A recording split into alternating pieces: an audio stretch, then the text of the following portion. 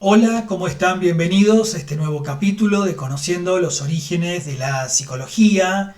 En este nuevo capítulo, el número cuarto, vamos a tratar de conocer un poco en este viaje a través del tiempo que estamos haciendo. eh, Vamos a tratar de conocer de qué se trata un poco esto que damos en llamar la psicología medieval y la psicología escolástica. Previo a esto, yo quisiera señalar que no podemos entender la era medieval, sin comprender la caída del Imperio Romano. Son muchas las causas y los historiadores aún en la actualidad siguen debatiendo acerca de cuáles son o cuáles fueron las causas para poder comprender en qué consistió la caída del Imperio Romano.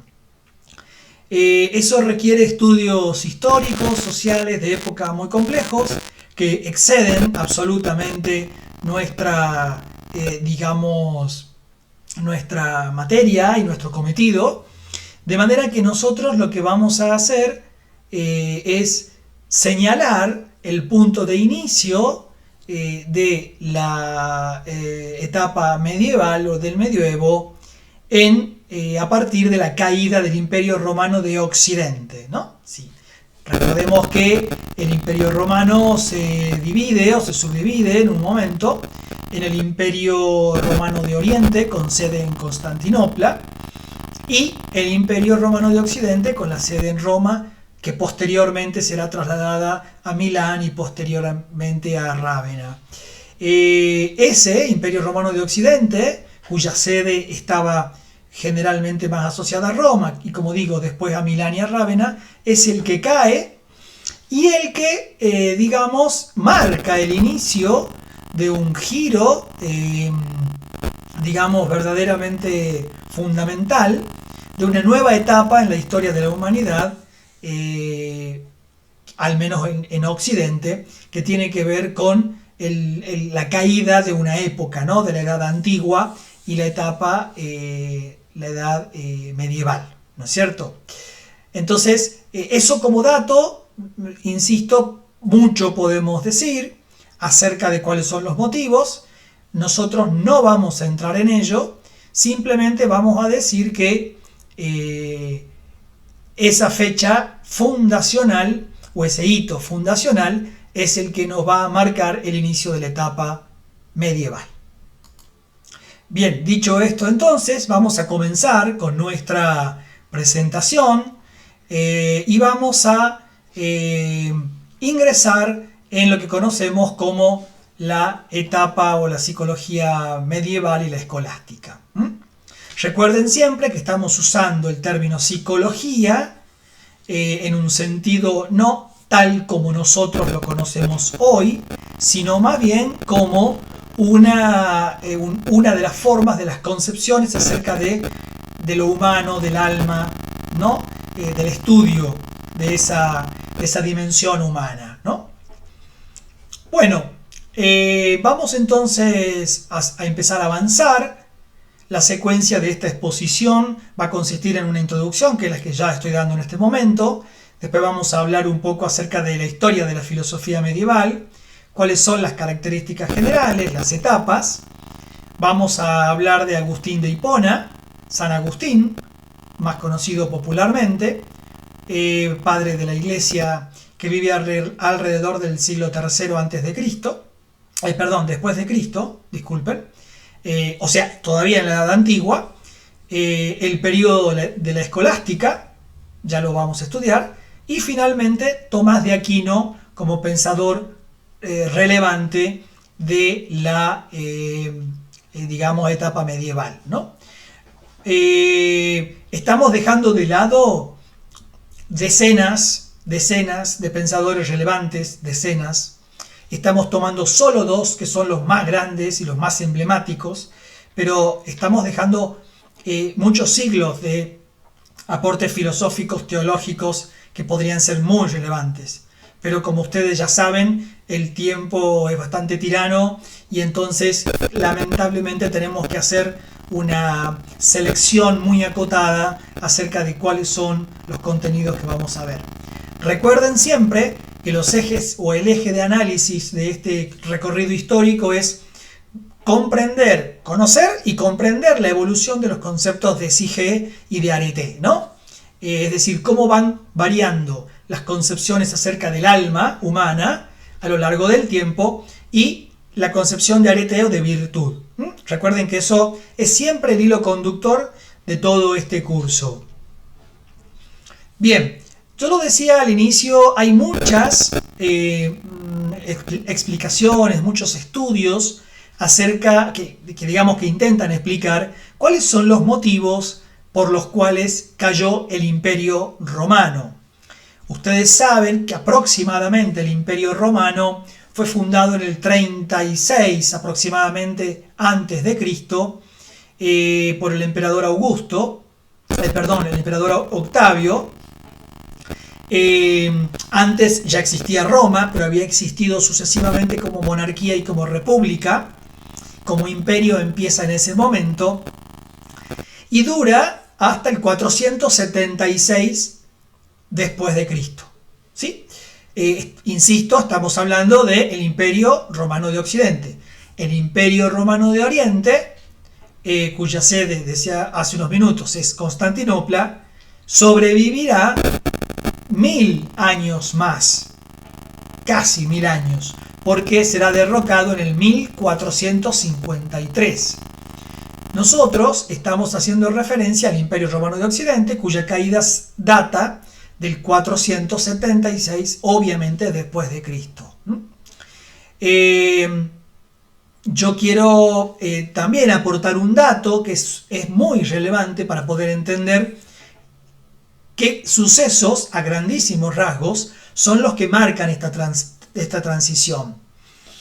Podríamos decir que en una época, el siglo tercero después de Cristo, es un siglo de muchas guerras y de mucha agitación interna en el Imperio Romano. Por lo cual el imperio se había hecho muy grande, ya no había guerras que librar, porque imaginen ustedes que más o menos el Imperio Romano iba desde Escocia hasta Libia, ¿sí? Y desde Irak hasta hasta Inglaterra, hasta España, Italia, toda esa zona occidental, ¿no es cierto? Es decir, era tan grande, no había mucho por conquistar, con lo cual empiezan a surgir en el siglo III una serie de caudillos, porque claro, ustedes imaginen, cada guerra implicaba beneficios económicos.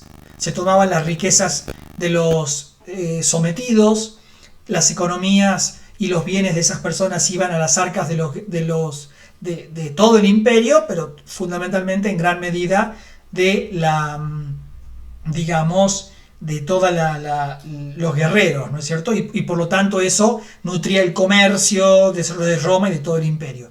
Cuando eso empieza a declinar, empiezan a surgir los caudillos en distintas zonas. Imaginen ustedes que en un territorio tan grande y tan diverso también, porque eran lenguas diversas, culturas y procedencias étnicas diferentes, entonces se vuelve muy convulsionado. Por eso es que el emperador Constantino lo que hace es intentar unificar a través de distintas medidas el imperio para buscar un poco la cohesión y la continuidad, ¿no? En ese sentido, el famoso edicto de Constantino del año 325 lo que hace es convertir la religión cristiana en la religión oficial del imperio. Hasta ese momento, todos los cristianos habían recibido una persecución muy sangrienta durante esos 3 primeros siglos, que está atestiguada en muchos escritos de la época, donde escritos de alto valor histórico, religioso, espiritual y testimonial, las actas de los mártires, por ejemplo, que son todas las narraciones de cómo eran tratados los cristianos y llevados al Coliseo romano y todo lo que eso generaba, para ser matados, por supuesto, porque ustedes saben que para el Imperio Romano el emperador no era solamente un monarca absoluto, sino que era un dios. Bueno, el 325 lo que dice el edicto de Constantino es que la religión cristiana se vuelve la religión oficial del imperio. Con eso, lo que se logra o lo que busca es que, como los cristianos eran cada vez más, convertirlos en religión oficial de alguna manera sacaba una de las causas de, digamos, de digresión, de disolución interna, y a la vez le confería un elemento de unidad al imperio. Por lo cual, ahí aparecen las figuras de los obispos, mucho de la iglesia que nosotros conocemos hoy en términos institucionales, hablo por supuesto no espirituales, está de alguna manera, podríamos decir, dicho de una manera coloquial pero no peyorativa, como formateado, adoptando la forma del imperio, ¿no es cierto? El hecho de que la iglesia, la autoridad esté, digamos, distribuida en diócesis. Ese es un término romano, que son territorios. Cada territorio está gobernado por un obispo. Digamos, la comprensión, la concepción del Papa, el sumo pontífice, como rey, es muy parecida en la concepción, o remite bastante a la figura del emperador de aquel momento. Entonces, la religión cristiana, de alguna manera, se vuelve oficial en el imperio y empieza a tomar un protagonismo en la vida social y cultural del imperio que no lo tenía hasta ese momento. ¿Para qué o por qué digo esto? Porque este elemento es crucial para poder comprender cómo a partir del 476 después de Cristo, cuando cae el imperio de Occidente, insisto, el imperio romano, y se da la caída de todo el mundo antiguo, porque ahí termina el mundo antiguo, hay una transición en la cual cae la autoridad política, cultural, y yo diría de alguna manera también toda la simbología imperial, que es la que gobernaba en el mundo en todo ese vastísimo territorio. Pero quien de alguna manera toma o continúa, no sé si la palabra sería continúa, porque sería de alguna manera trasuntar la idea de que hay una continuidad y no hay una continuidad, pero de alguna manera quien resiste un poco la caída de esos principios y de esos símbolos es la Iglesia Católica.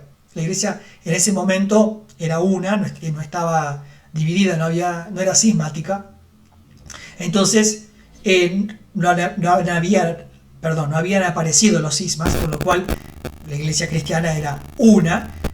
Entonces la Iglesia lo que hace es de alguna manera ser la heredera de la tradición latina que había recibido del Imperio Romano, tanto en las letras, tanto en el derecho, en la jurisprudencia, y en tantas formas institucionales, y de alguna manera comienza a tener un protagonismo en la época que es muy relevante, y que esto permite entender por qué el medioevo es una época, una era, una etapa profundamente religiosa, ¿sí? ¿Por qué lo es? Porque de alguna manera quien enarbola la simbología y digamos, la institucionalidad en esa transición es el cristianismo, básicamente. Entonces, por ejemplo, nosotros acá vamos a seguir a algunos autores. Uno muy conocido es Etienne Gilson.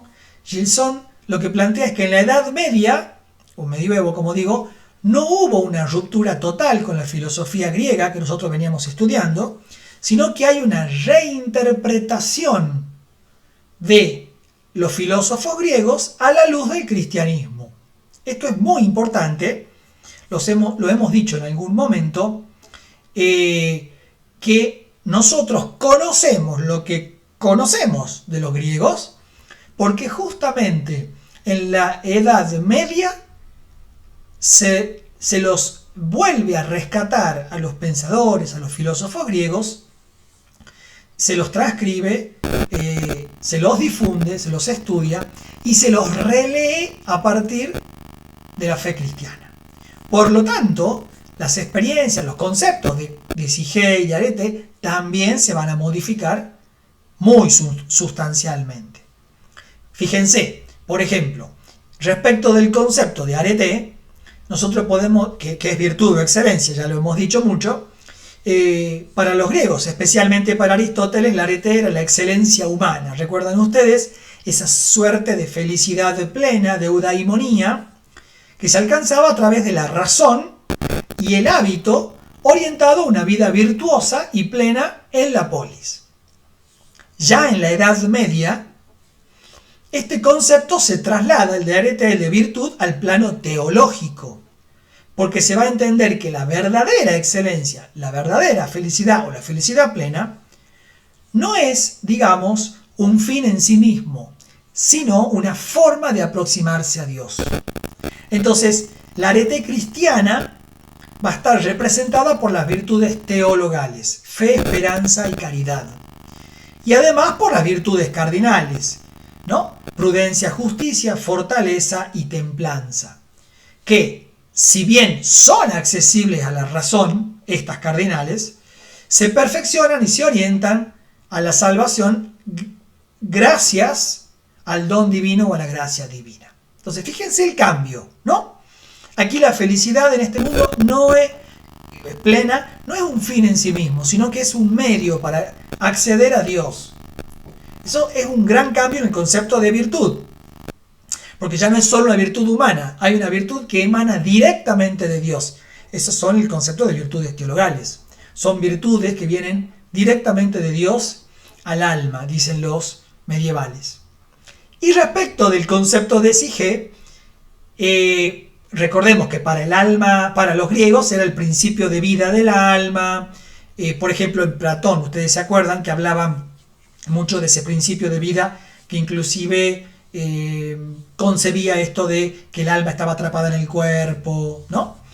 Y que de alguna manera la parte racional tenía que dominar a las pasiones.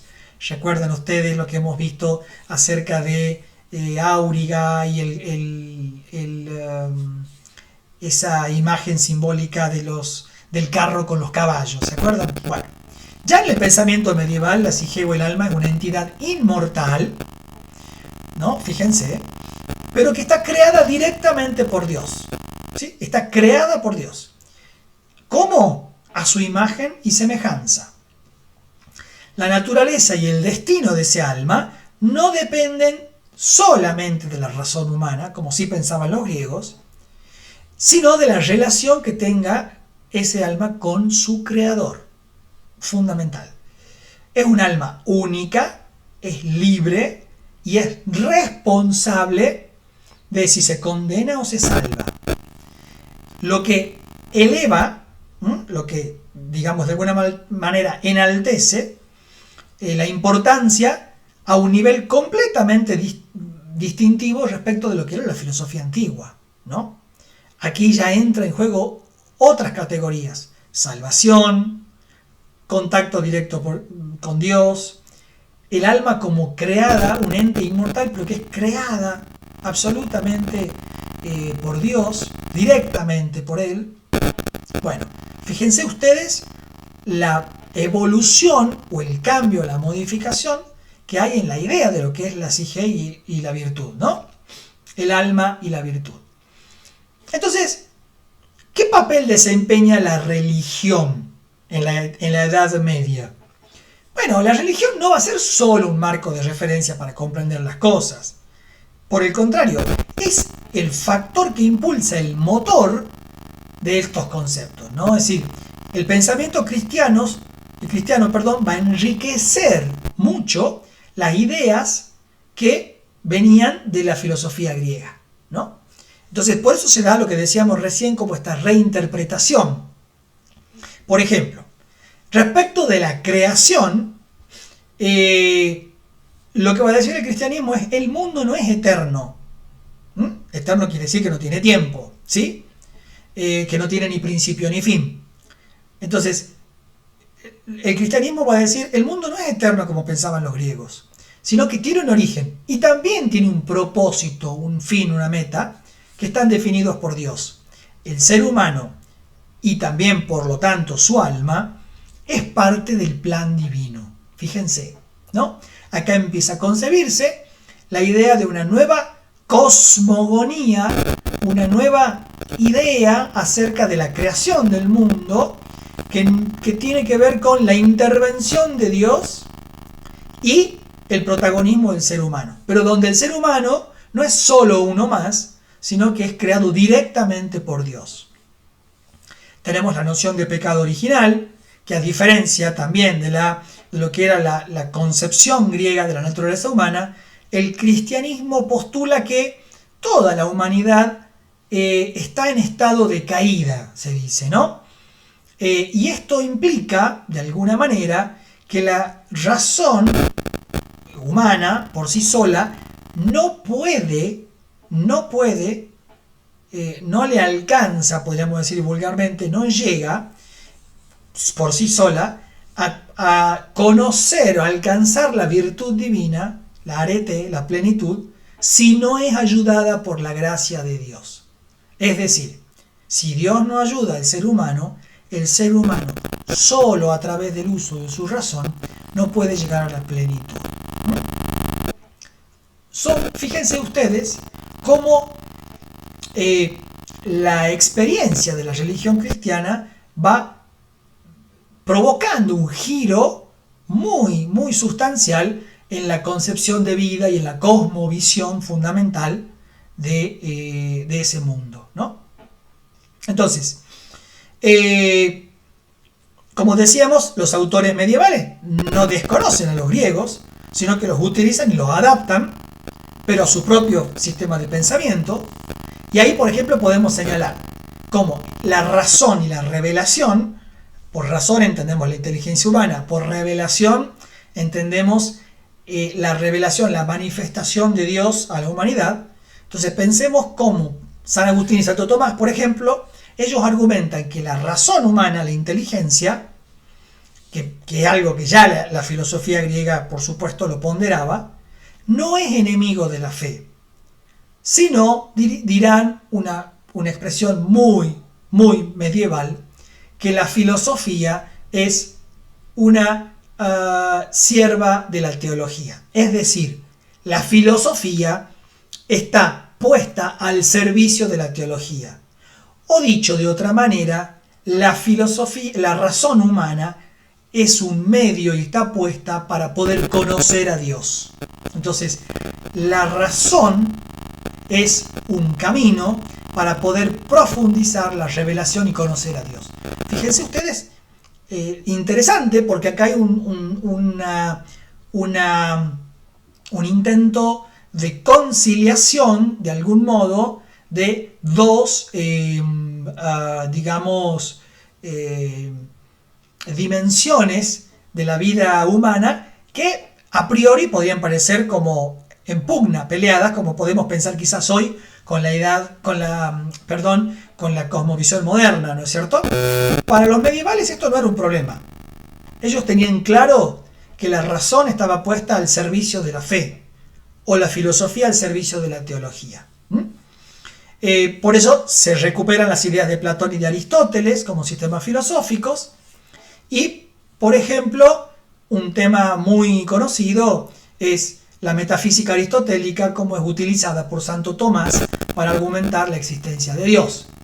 Las famosas 5 vías de Santo Tomás, ustedes recordarán, están inspiradas o basadas en la idea del motor inmóvil de Aristóteles, que claramente no son categorías exactas, ¿sí?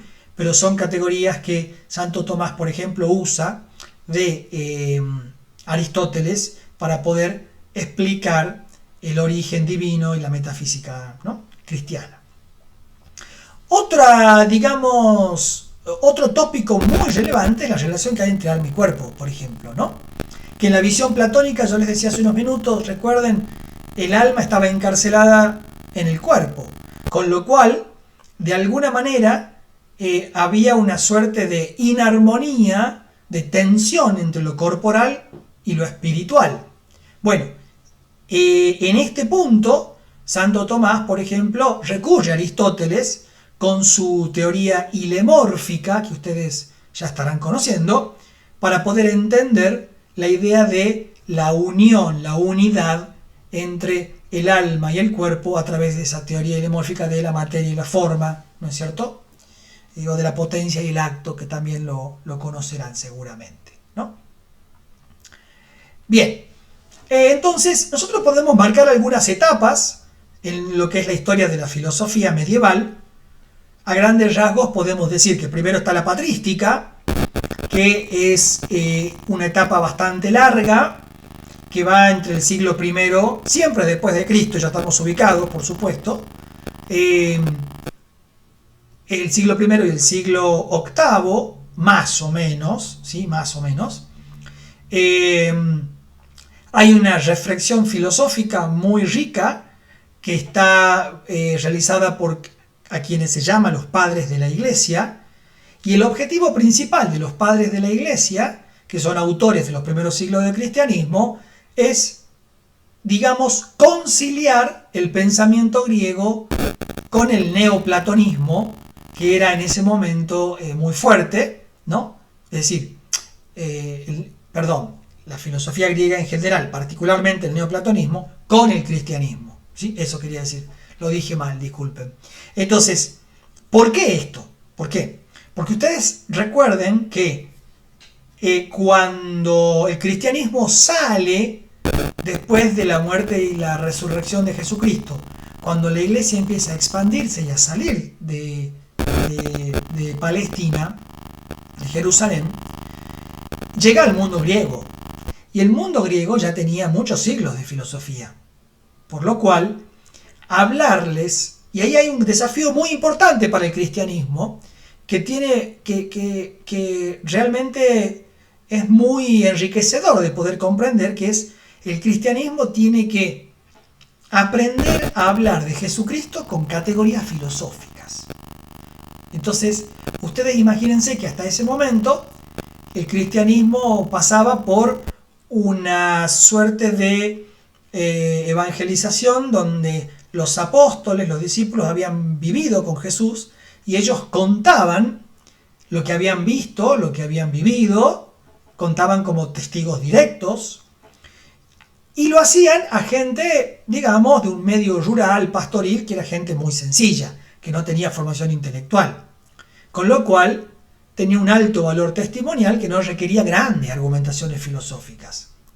Cuando el cristianismo sale, insisto, de los límites de Jerusalén y de toda esa cultura, se encuentra con los siglos de filosofía griega y tiene que empezar a hablar de categorías o en categorías filosóficas que no las tenía. Por eso, estos padres de la iglesia son quienes lo que hacen es tratar de conciliar la filosofía griega, insisto, en ese momento, dentro de lo que es la filosofía griega, el neoplatonismo, que nosotros ya lo hemos mencionado, por ejemplo, de Plotino, lo hemos mencionado en el encuentro anterior, ustedes recordarán, conciliarlo a ese platonismo o a esa tradición filosófica de alguna manera con el cristianismo, ¿no? Y también tiene el desafío, el cristianismo, de empezar a formular de manera sistemática todo lo que son las verdades de fe que hasta ese momento no se habían formulado. Piensen ustedes, por ejemplo, que algunos de los dogmas, como el de la divinidad de Jesucristo o el de la humanidad, datan de esos primeros siglos de cristianismo, ¿no es cierto? El concilio de Nicea, el concilio de Constantinopla, que son ciudades en ese momento romanas, son, digamos, concilios donde la iglesia se reunía para, digamos, afirmar con certeza absoluta determinadas verdades de fe que era necesario hacerlas porque la religión se había expandido y empezaban a desvirtuarse las creencias cristianas. Después tenemos una segunda etapa, que en realidad tiene como dos subetapas, que es la escolástica. La etapa en sí es la escolástica, pero tenemos dos escolásticas, la alta y la plena, ¿no? Por un lado, toda la escolástica es un periodo que abarca desde el siglo IX hasta el siglo XIII. Esta es la etapa más emblemática, más representativa de la etapa medieval, porque la escolástica en sí mismo se desarrolla como un método de enseñanza y de pensamiento, y el objetivo que buscaban estos pensadores era la síntesis entre la razón y la fe, ¿no? O entre la razón y la revelación, entre la inteligencia y la fe cristiana. Por eso tenemos en la alta escolástica, que va del siglo IX al siglo XII, donde hay una recuperación de los escritos de Aristóteles, y empiezan las disputas acerca de los universales. Ya vamos a ver un poquito más de qué se trata esto. Y después tenemos en el siglo XIII específicamente la plena escolástica, que es un punto muy culminante, muy sumamente trascendente, diríamos, donde se da la recepción completa de la obra de Aristóteles, y que el que la realiza con más, digamos, virtuosismo y con más genialidad es Santo Tomás de Aquino, que lo que hace es logra hacer una síntesis de toda la obra aristotélica, o en su gran parte, con la teología cristiana, que a eso lo tenemos atestiguado en todas sus obras, ¿no? En la Suma Teológica o la Suma de Teología y en muchos otros escritos, ¿no? Y después ya tenemos una escolástica tardía, que va entre los siglos XIV y XVI, que ya acá empieza a marcarse una crisis respecto de la síntesis que se había logrado entre razón y fe. Esto tiene mucho que ver también con la muerte de Santo Tomás y los debates que se suscitan a posteriores, y empiezan a darse movimientos de separación entre la fe y la razón, que son los que van a abrir la puerta a lo que será la filosofía moderna, ¿no? Esta clasificación nosotros la seguimos del autor que es Josep Saranyana, que es un teólogo catalán, ¿sí?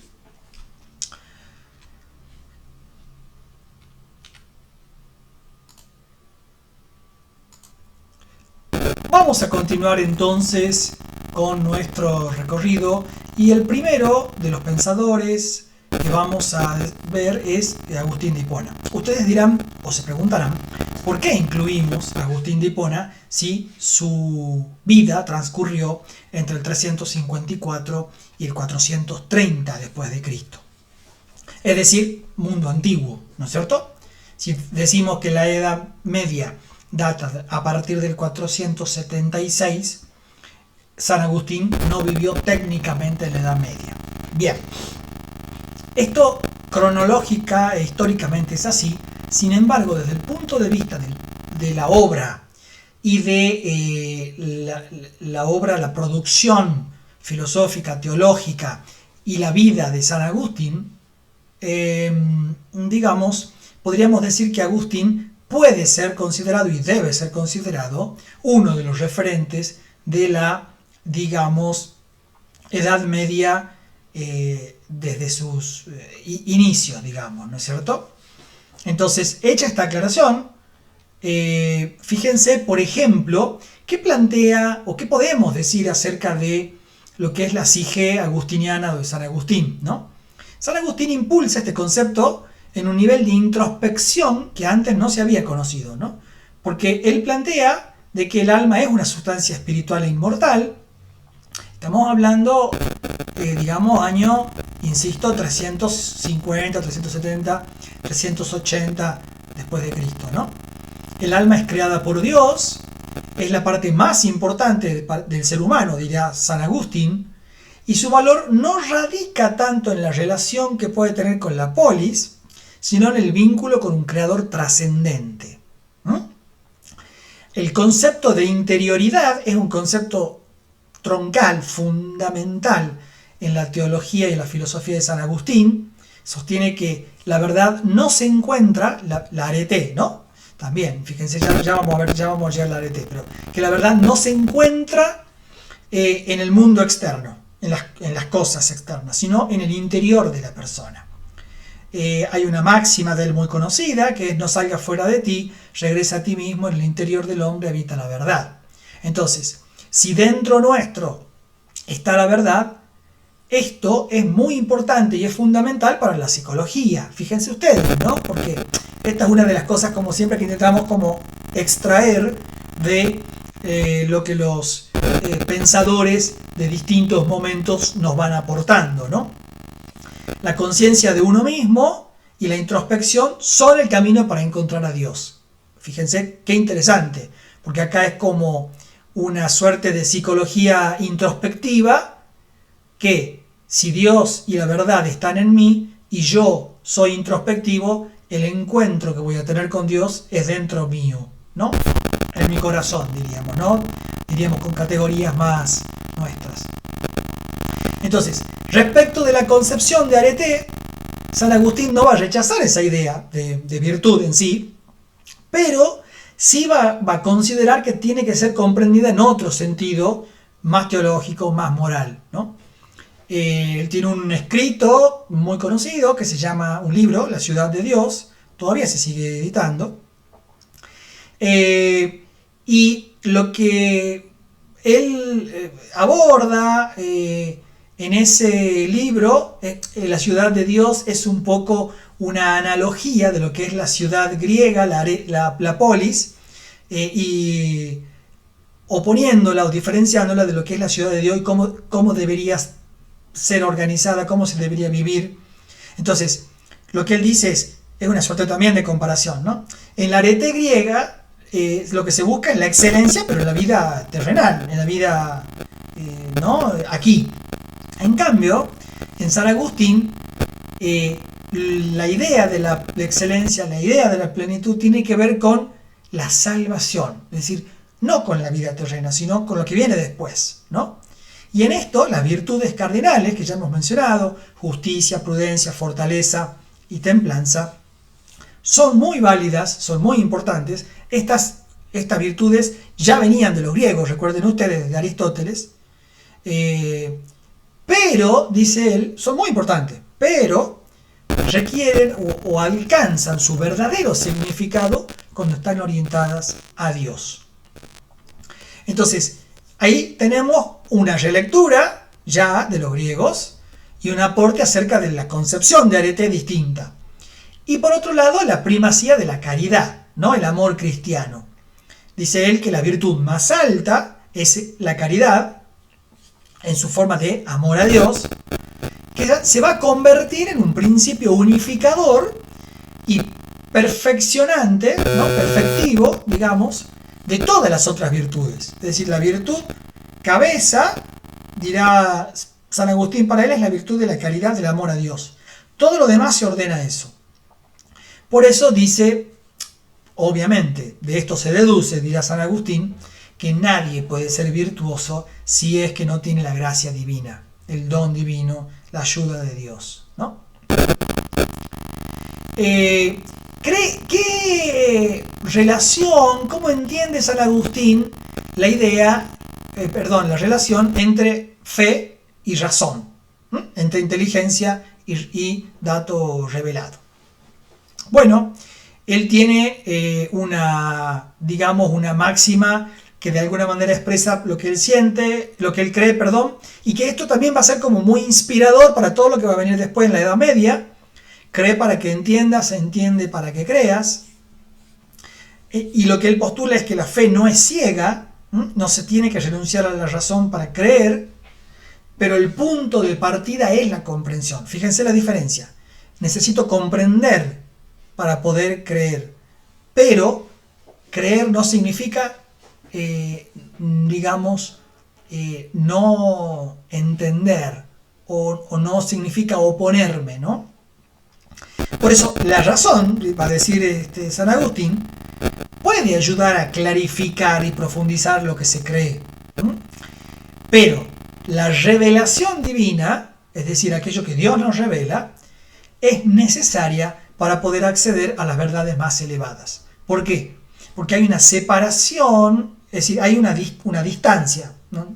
Digamos más que una separación, hay una distancia entre el creador y la criatura, y la criatura, es decir, los seres humanos, no podemos por nosotros mismos llegar a entender ciertas verdades que nos deben ser reveladas por Dios,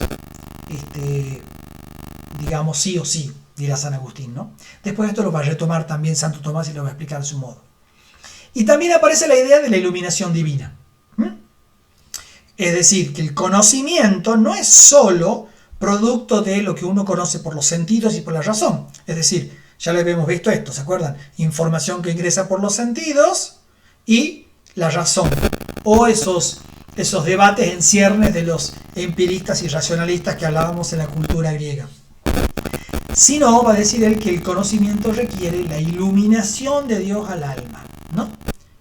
Entonces, sobre todo en relación a las verdades de fe, a las verdades eternas, obviamente. Entonces, las recibimos a través de la luz divina que iluminan nuestra inteligencia para poder entender y poder comprender. Acá ya empezamos, fíjense ustedes, cómo a no desechar toda la tradición de la especulación racional griega que hemos visto en el encuentro pasado, sino que en la Edad Media se retoma eso, pero se lo reinterpreta, ¿no? Insisto, muy interesante esto, ¿no? Bueno, acá también volvemos a hablar de una psicología, muy entre comillas, ya lo saben, en el ámbito de Agustín. Él va a entender que la voluntad prima sobre el entendimiento, ¿no?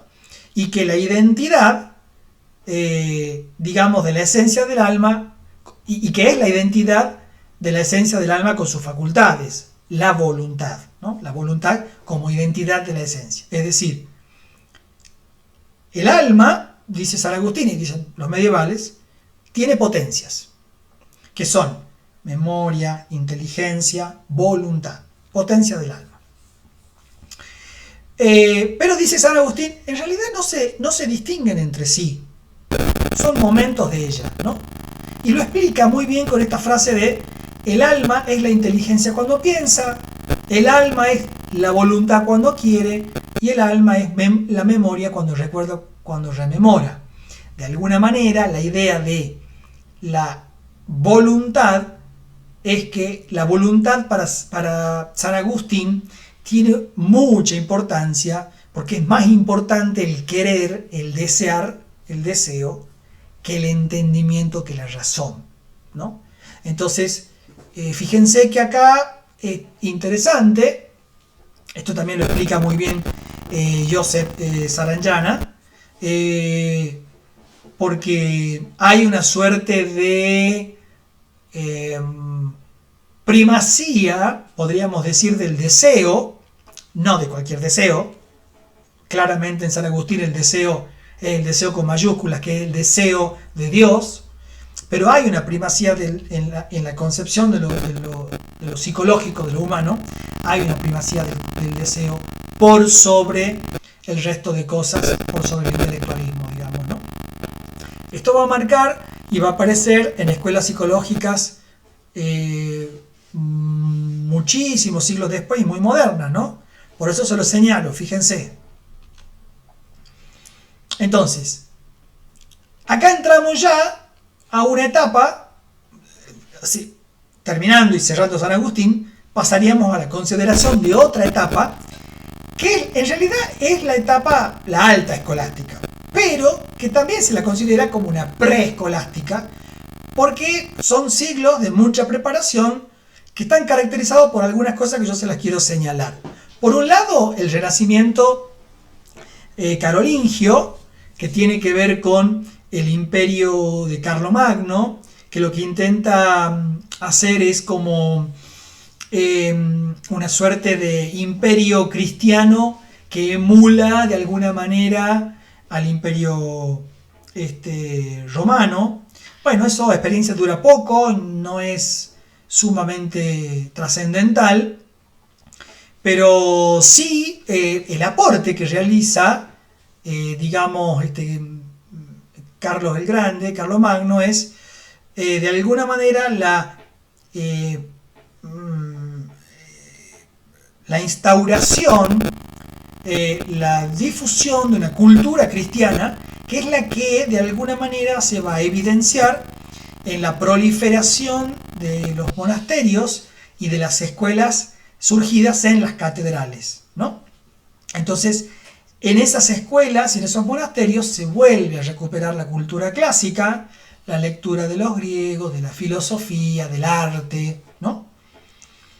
En el marco de eso se da la recuperación de la lógica aristotélica. Diríamos nosotros que en este momento el acceso al que tienen es un poco limitado, el acceso a las obras de Aristóteles es un poco limitado, o sea, no es total.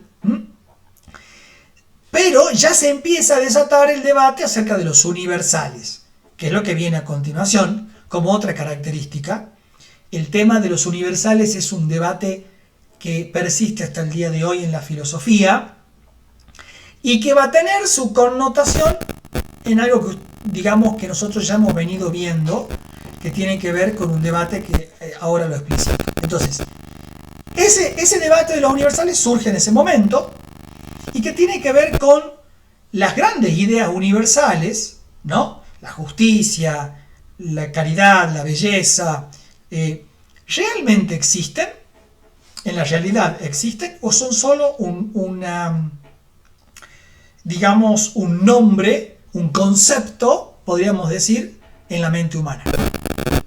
Entonces, este es uno de los grandes debates, porque claro, si esto está en la base de lo que va a ser el debate entre realismo y nominalismo, ¿las cosas realmente existen como tal?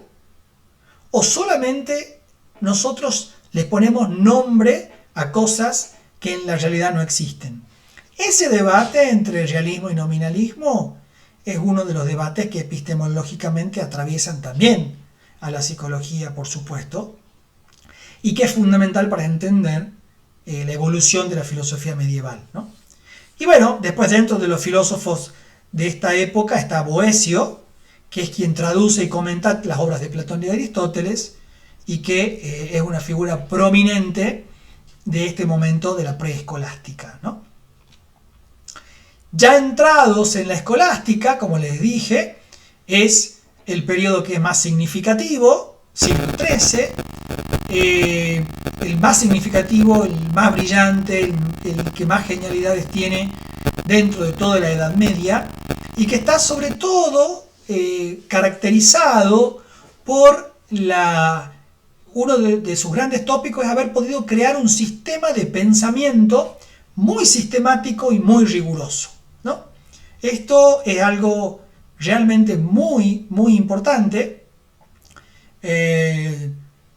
Solo por citar, podríamos decir que si uno accede a las obras de Santo Tomás de Aquino, la Suma Teológica, el abordaje que hace de los temas tiene un nivel de rigurosidad y de sistematicidad que es realmente impresionante. No solo en los temas que aborda, sino en la forma. Por eso decíamos también, ¿se acuerdan que la escolástica es un método también? Es un modo de abordar determinados temas de investigación, ¿sí? Por decirlo de un modo. Entonces, la plena escolástica del siglo XIII resulta este punto culminante, se caracteriza por la recepción de Aristóteles. Ya a este momento, gracias en buena parte también a Boecio, las obras de Aristóteles están completamente traducidas. Acá ya se habla de lo que son la creación de las universidades. Las universidades que son instituciones donde se gesta el saber y ya no está reducido ese saber a los monasterios, a las escuelas catedralicias, ¿no? Entonces, eso también importa mucho, porque de alguna manera lo que hace es proveer un ámbito de estudio que aporta sistematicidad, método, rigurosidad, ¿no? Y como ya decíamos también, la síntesis entre fe y razón cuyo exponente más importante y más emblemático es Santo Tomás de Aquino, el santo patrono de nuestra universidad, donde lo que se hace es lograr una conciliación entre el sistema filosófico aristotélico y la fe cristiana, ¿no? No solo, por supuesto, Aristóteles, también San Agustín y otros pensadores, ¿no?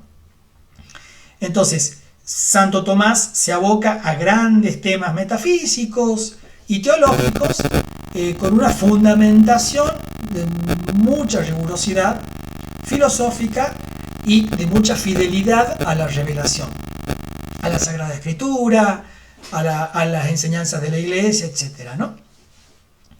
Y como también hemos señalado antes, después viene una escolástica tardía, podríamos decir, que data del siglo XIV al siglo XVI, que ya es un periodo más decadente en términos de lo que es los sistemas de pensamiento riguroso, de la síntesis de fe y razón, porque empiezan a aparecer el nominalismo, ¿no? Es decir, digamos, aquí tenemos, por ejemplo, a Guillermo de Ockham, que es uno de sus representantes, que afirma la no existencia o la inexistencia de, digamos, de real, de determinadas cosas, sino que solamente se habla de nombres o conceptos.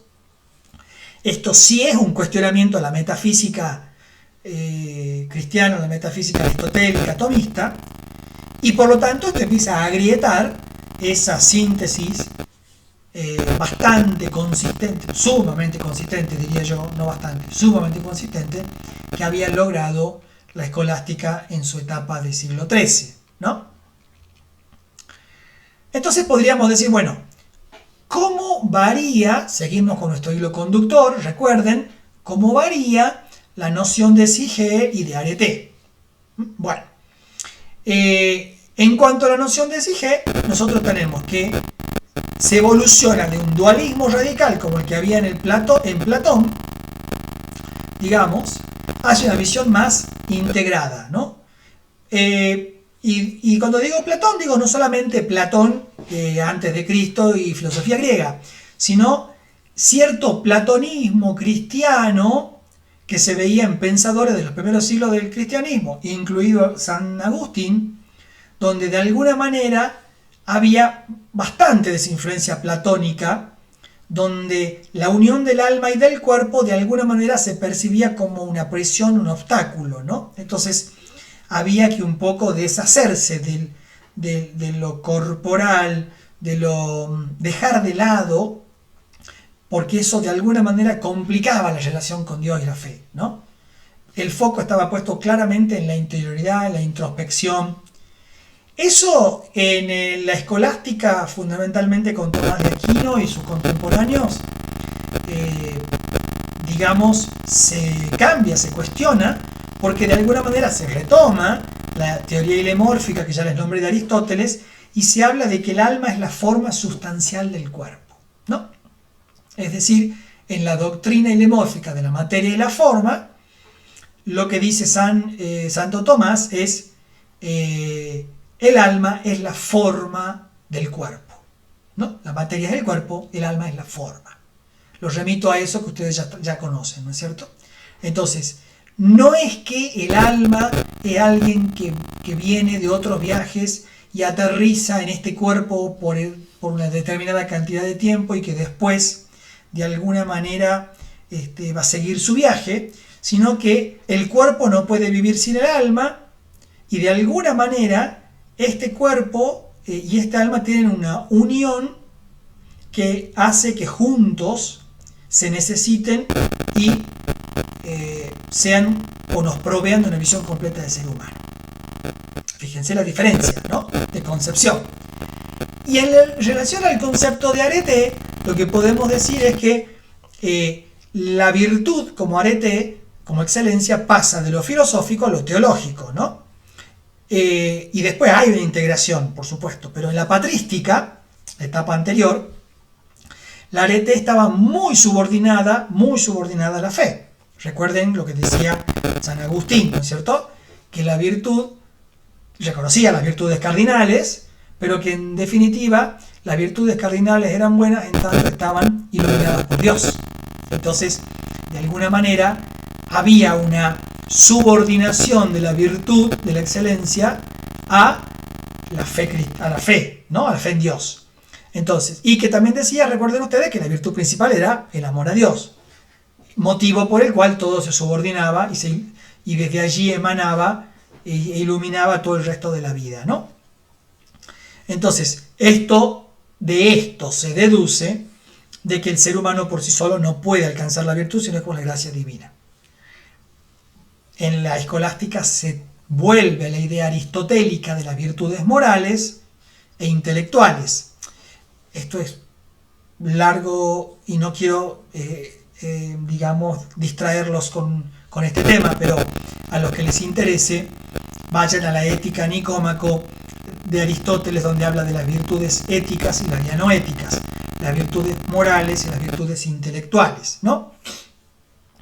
Santo Tomás de Aquino las va a integrar a las virtudes éticas, a pensamiento cristiano, y va a plantear que la razón humana sí puede alcanzar las virtudes, o sea, a través de la inteligencia los seres humanos sí podemos acceder a las virtudes a partir del concepto de la ley natural, pero que estas virtudes son o pueden ser un camino hacia otras virtudes que son las teologales, que son las que vienen directamente de Dios, ¿no? Es decir, es como nosotros podemos acceder hasta un cierto nivel a la vida de la virtud, pero hay otro plano donde solo accedemos si somos ayudados por la gracia de Dios, ¿no?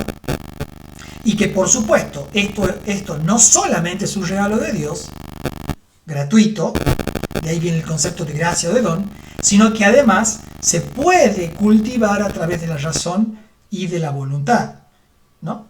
Se puede y se debe. Entonces ahí hay como una corresponsabilidad, teológicamente está mal dicho, pero en realidad el don es siempre don inmerecido de Dios, pero sí es verdad que el ser humano, dirá Santo Tomás y dirán los escolásticos, tiene mucho que hacer para preparar su alma para recibir los dones divinos y para cultivarlos, ¿no? Bien, llegamos entonces, bueno, estamos ya en este tiempo, 1224-1274, con Santo Tomás de Aquino, exponente emblemático de la Edad Media y de la escolástica, ¿no?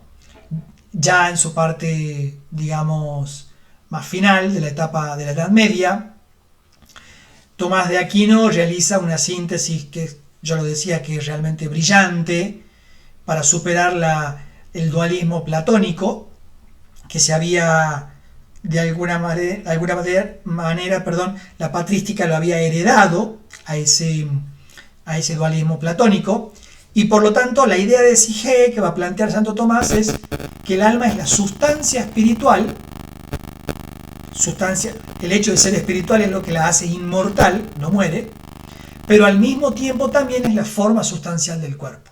Es decir, este es un concepto aristotélico, absolutamente metafísico, porque lo que intenta explicar aquí Santo Tomás es que el alma no solamente es la dimensión humana inmortal, sustancial, sino que además es lo que le otorga la forma al cuerpo humano, ¿no? Entonces ahí está la teoría idemórfica, donde cuerpo y alma no son cosas distintas ni enfrentadas, sino que son necesarias y mutuamente intercompenetradas.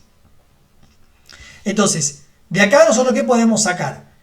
Bueno, podemos sacar dos verdades que son, en apariencia, podríamos decir contradictorias.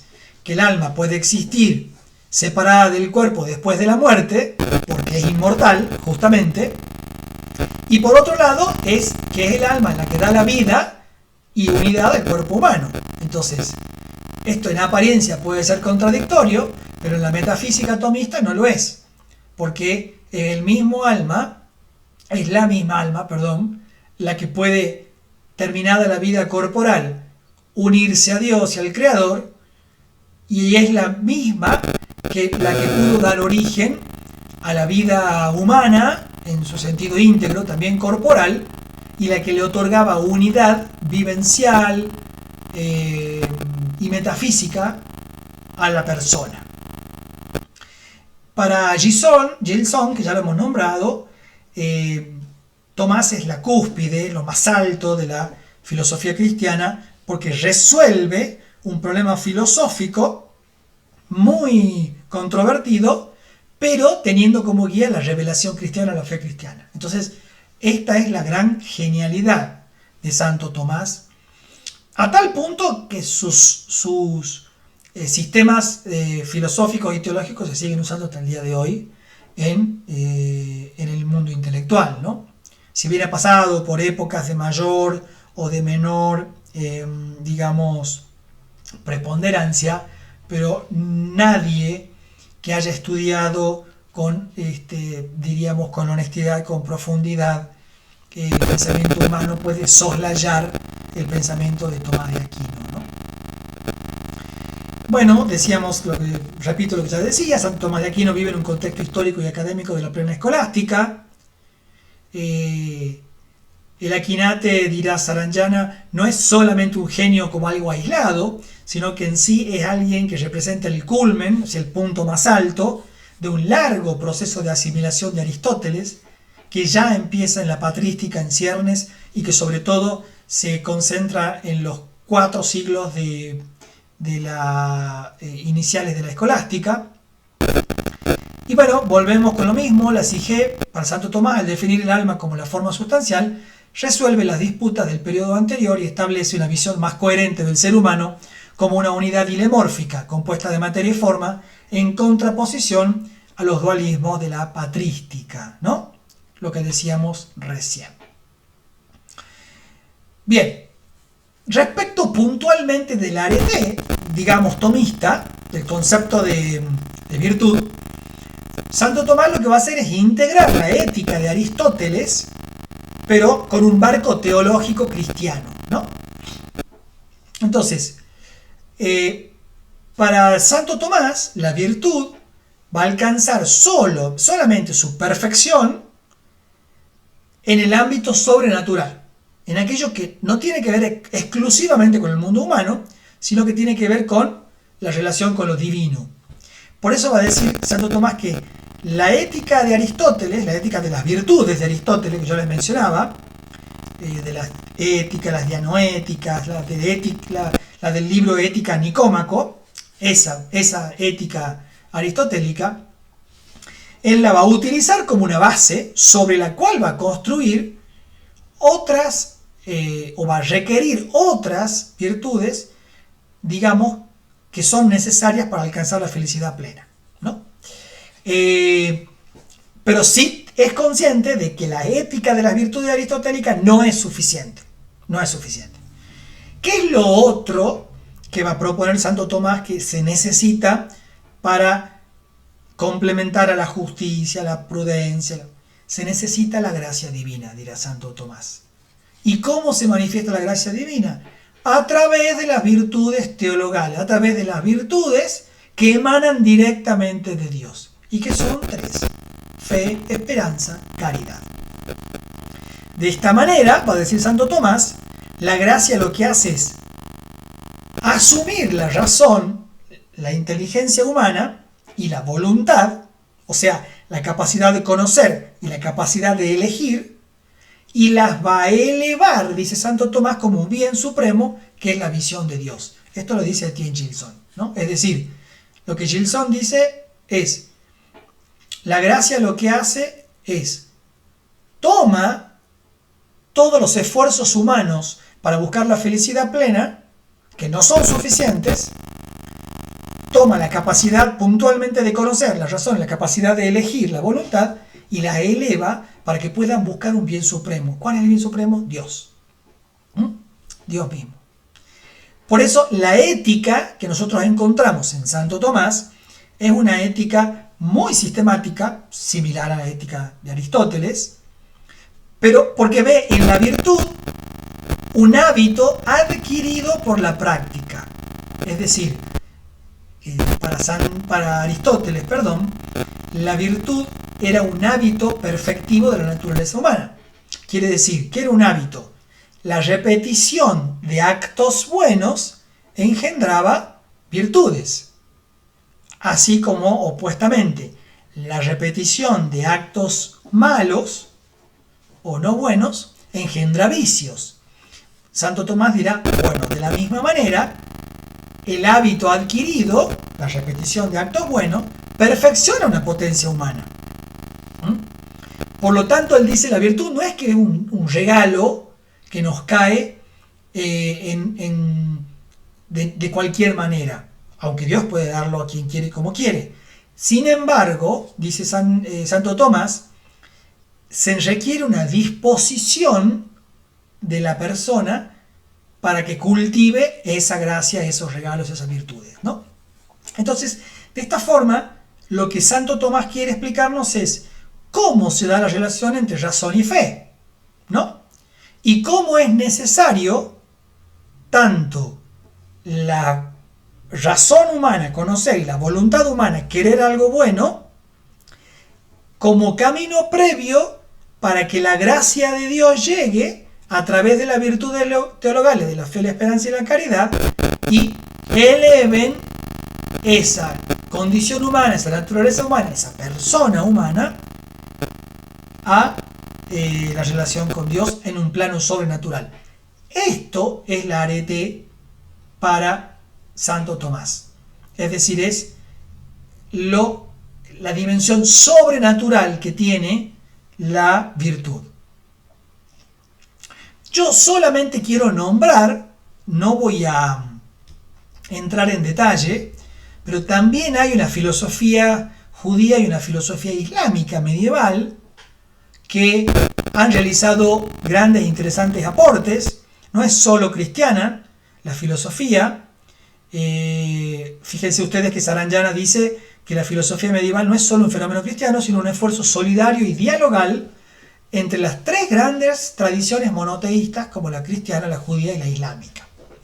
La cultura islámica lo que aporta son pensadores muy conocidos como Averroes, Avicena, que son personajes claves para transmitir la filosofía y las ciencias griegas,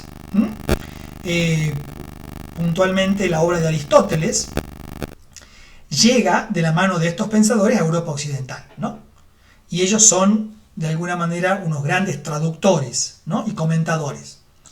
Y por otro lado, la filosofía judía, especialmente Maimónides, lo que hace es, digamos, bajo la influencia de Aristóteles y los pensadores árabes, intenta una suerte de conciliación entre la fe judía y, digamos, los pensadores griegos, ¿no? Bien.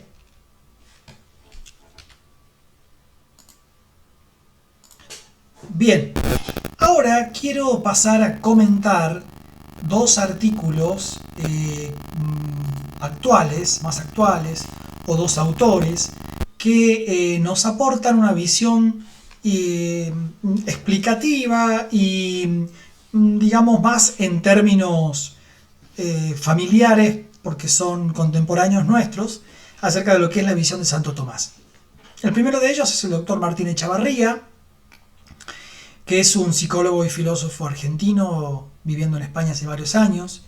Tiene una gran producción intelectual acerca de la obra de Santo Tomás de Aquino y de la psicología tomista.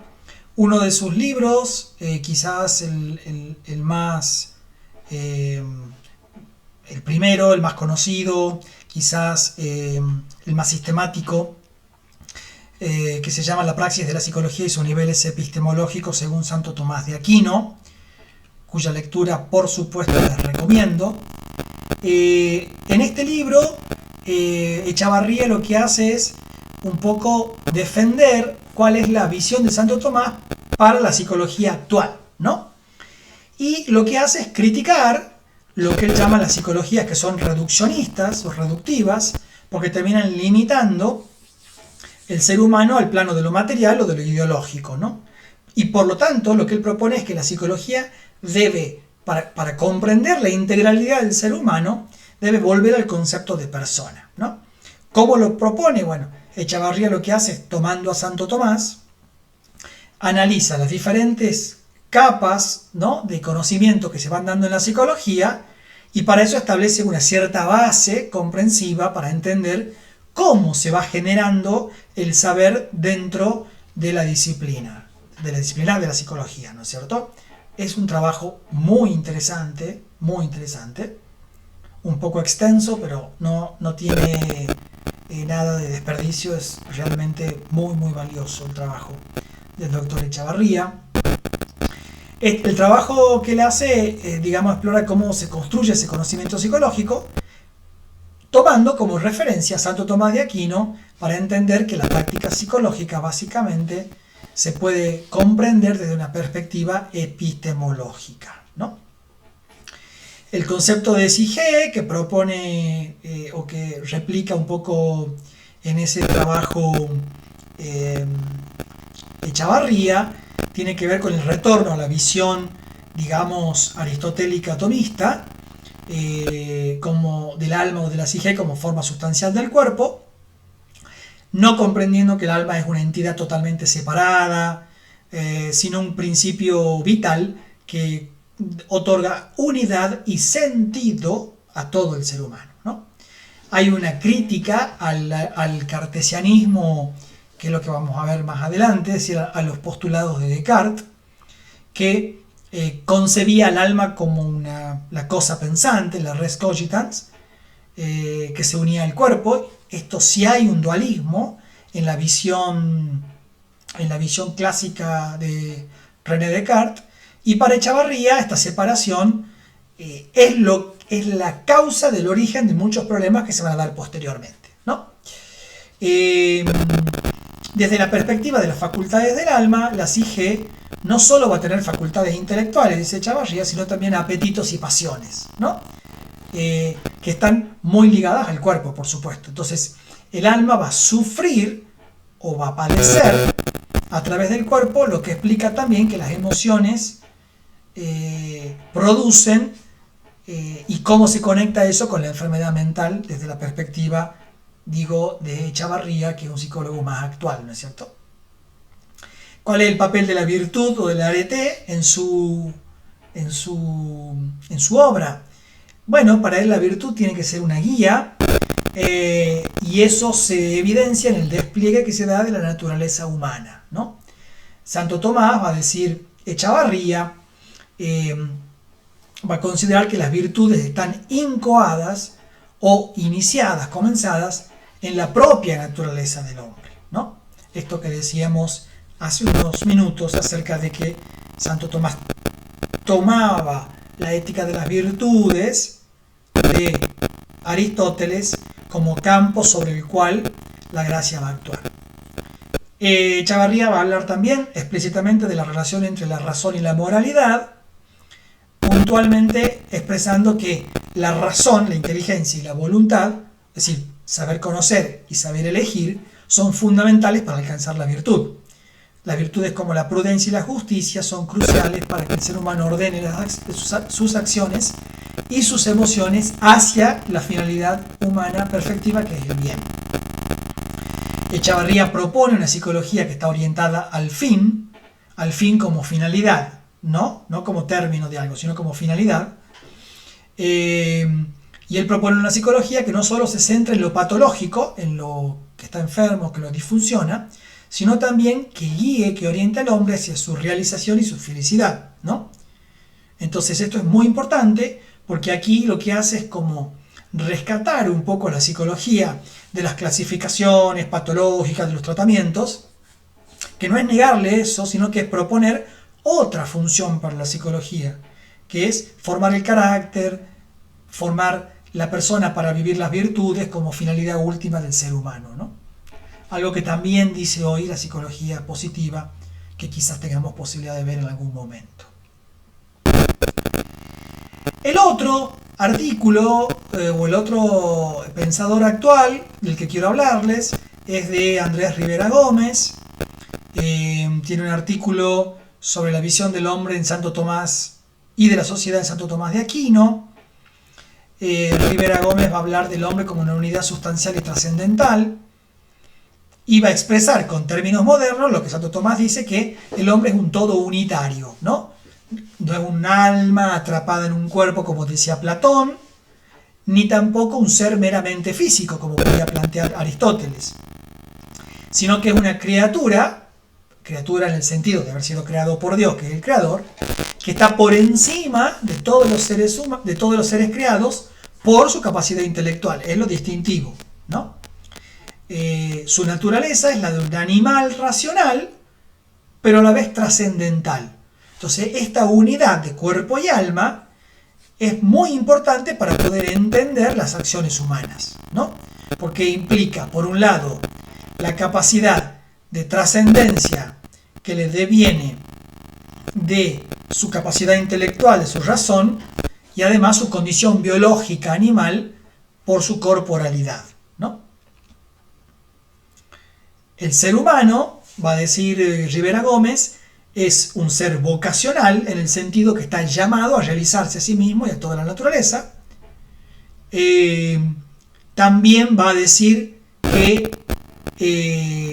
esta realización vocacional incluye a los otros con los que vive, a sus semejantes, con quienes se comunica a través del lenguaje, y por lo tanto la comunicabilidad, es decir, la capacidad de comunicación, es una característica esencial del ser humano, ¿no? Que le va a permitir transmitir lo que surge de su inteligencia y cómo, y le va a permitir relacionarse con los demás, ¿no? Fundamentalmente, la comunicabilidad. También va a rescatar la finalidad, el telos humano, en el sentido de que las acciones no son, digamos, están siempre ordenadas a un fin. Por eso recuerda que Santo Tomás distinguía entre los actos del hombre y las acciones humanas. Los actos del hombre para Santo Tomás son todas las operaciones biológicas sobre las que no hay elección, que puede ser comer, dormir, todos los procesos biológicos, conscientes o inconscientes. Mientras que las acciones humanas, decía Santo Tomás y recuerda Rivera Gómez, son aquellas que provienen del libre albedrío y de la intencionalidad, ¿no? Estas acciones humanas, dice Rivera Gómez, recuerda que para Santo Tomás se van a dividir en dos.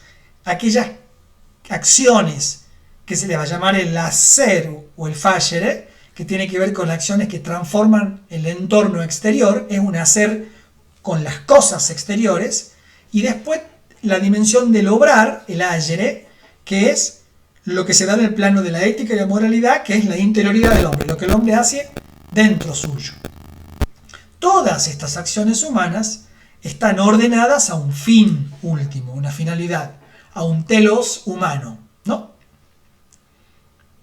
Que es la unión con Dios, la felicidad plena que habíamos visto en Santo Tomás, ¿no? El bien común, como un destino social, el ser humano no es un ser solitario, nos recuerda Rivera Gómez, su necesidad de ayuda mutua lo hace un animal social y político, es decir, la condición biológica del hombre, que ya lo decía Aristóteles también, es la que engendra en él la necesidad de otros. Por eso el hombre no se autoabastece, no puede vivir solo autoabasteciéndose, necesita de otros. Por eso en ese sentido es un animal social y político, lo dice incluso Aristóteles. Y para alcanzar esa finalidad última, el hombre necesita de la sociedad, de sus pares, de sus semejantes, y sus acciones deben orientarse a un bien común. Ya no es solamente lo que es bien para mí, sino lo que es bien para todos. Por lo tanto, el otro, mi semejante, no es un obstáculo para mi propia realización, sino que es un compañero de búsqueda de esa existencia, de esa finalidad última. La razón, nos recuerda Rivera Gómez, es la luz natural que permite al hombre autogobernarse y ordenar su voluntad hacia el bien. Por eso, en Santo Tomás, la razón ordena los deseos. La justicia es una virtud clave, ya que es la que mantiene el orden social y se refiere a la relación con los otros. Estamos hablando de la virtud cardinal de la justicia. Y a través de la justicia, el hombre puede ordenar su sociedad y a sí mismo, asegurando que sus acciones contribuyan al bien común. Bien. Por aquí les dejo la bibliografía de referencia de toda esta extensa clase, de este extenso encuentro. Las primeras, la primera obra están ordenadas alfabéticamente. Echavarría y Rivera Gómez son, como ustedes ya saben, los artículos finales, y Etienne Gilson y Saranyana son los en los que me he basado para trabajar los últimos textos, o la mayor parte, perdón, de la presentación inicial, digamos, ¿no? Bueno, espero que este encuentro les haya sido de interés. Es siempre un gusto poder compartir con todos ustedes este espacio. Espero verdaderamente volver a encontrarme con todos ustedes y que podamos seguir compartiendo este fascinante viaje de conociendo los orígenes de la psicología. Hasta la próxima.